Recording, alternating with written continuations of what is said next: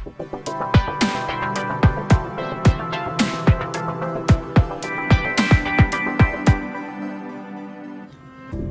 तालुक्यातील कशळे ग्रामीण रुग्णालयात गर्भाशयाच्या कर्करोगापासून संरक्षणासाठी HPV लसीकरण मोहिमेला सुरुवात करण्यात आली आहे।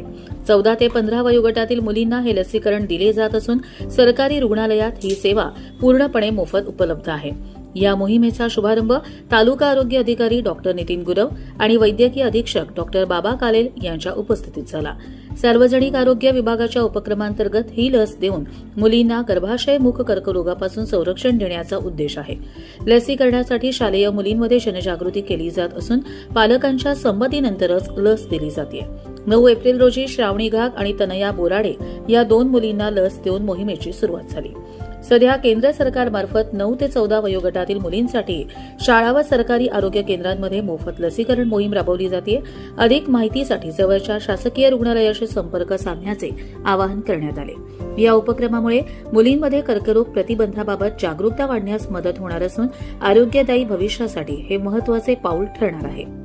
कारण की आज आपल्याकडे 8 मार्च पासून राज्य शासनाने HPV वॅक्सिनेशन वयोगट 14 पूर्ण झालेल्या ते 15 इनकम्प्लीट असलेल्या मुलींसाठी चालू केलेलं आहे। साधारणतः गर्भाशयाच्या मुखाच्या कॅन्सरचं प्रमाण भारतात तसे जगात भरपूर प्रमाणात वाढत आहे। साधारणतः 2 नंबरचा कॅन्सर हा गर्भाशयाच्या मुखाचा कॅन्सर आहे आणि त्याच्यापासून मरण पावण्याचं प्रमाण हे सुद्धा जास्त प्रमाणात आहे। त्यासाठी राज्य शासनाने तसंच केंद्र शासनाने HPV वॅक्सिन हे आपण त्या मुलींना देण्याचे आयोजन आहे। तर मी आपल्या माध्यमातून सर्व कर्जतकर जनतेला आवाहन करतो की आपल्या मुलींना हे वॅक्सिन दिलं गेलं पाहिजे। काही मध्यकाळात प्रमाणात काही याच्याबद्दल गैरप्रकार म्हणजे आढळले होते, जेणेकरून HPV वॅक्सिनमुळे बंधत्व येतं किंवा आणखी काही परिणाम होतात। तर तशा पद्धतीचे कुठलेही रिसर्च आपल्याला अवेलेबल नाही आहे। त्यामुळं मी आपल्याला आव्हान करतो की आपण आपल्या जे 6 आरोग्य केंद्र आहेत तसेच सब डिस्ट्रिक्ट हॉस्पिटल आहे याच्यामध्ये जाऊन आपण HPV वॅक्सिन आपल्या मुलीला घेऊन भविष्य काळात जो येणारा धोका आहे गर्भाशयाच्या मुखाचा कॅन्सरचा तो टाळता आपल्याला येईल।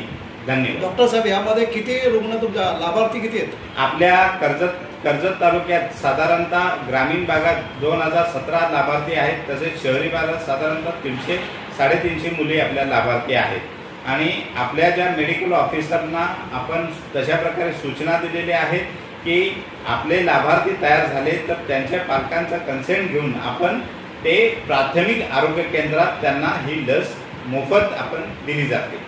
बाहेर लसची किंमत काय? साधारणतः बाहेर 2008 पासून ही लस बाहेरचे पेडियाट्रिशियन म्हणजे बालरोग तज्ञ देत असतात। साधारणतः ते 3,500 ते 4,000 रुपये या एका सिंगल डोससाठी घेत असतात।